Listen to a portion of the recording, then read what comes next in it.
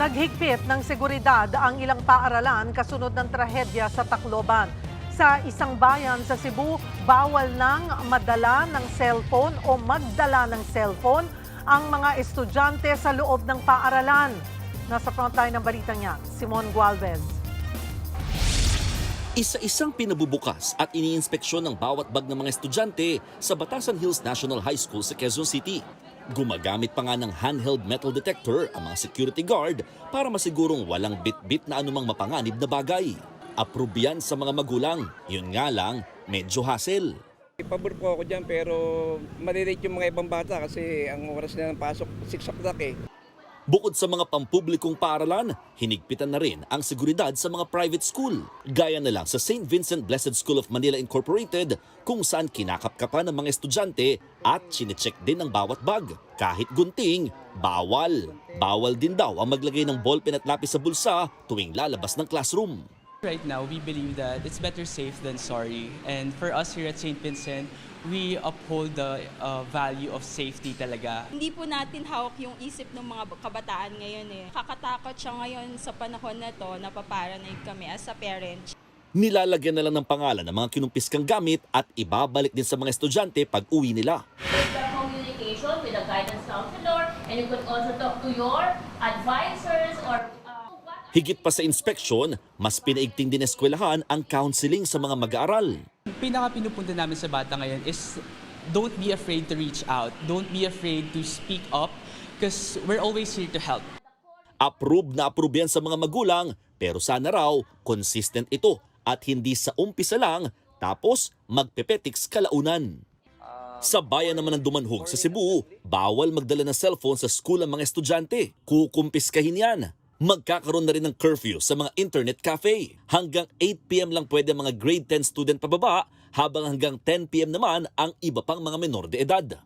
Teachers should discipline our students and parents should discipline their children and should take care. Let's not wait for something bad to happen. Si Senate President Win Gatchalian isinusulong na ipagbawal ang social media sa mga 16 anyos pababa. Ilang bansa na rin ang nagpatupad ng ban, kabilang ang Australia at Malaysia. Binigyang diin niya na posible pa itong magamit sa paglalason sa isip ng mga kabataan, lalo na ang ilang online games. Base sa mga reports rin na nababasa ko sa ibang bansa, itong ganitong violent games ay pinapasukan ng mga terrorist at extremist. At dito nila ini-impluwensyahan yung bata na pumasok sa mga hindi magaganda at karahasan. Ipinunto rin ni Gatchalian ang problema sa bullying. Ilan raw sa nakikita nilang solusyon ang paglalagay ng mga CCTV at pagdaragdag ng security guard at watchmen o tanod sa mga paaralan. Sa Maynila, pinirmahan ni Mayor Isko Moreno ang Manila Safe Schools Initiative, katuwang ang PNP, DepEd, private schools at mga barangay para maiwasan ang karahasan sa mga pampublikong lugar, lalo na sa paaralan. Binigyan niya ng 70 araw ang Schools Division Office ng Maynila para magsagawa ng school safety audit.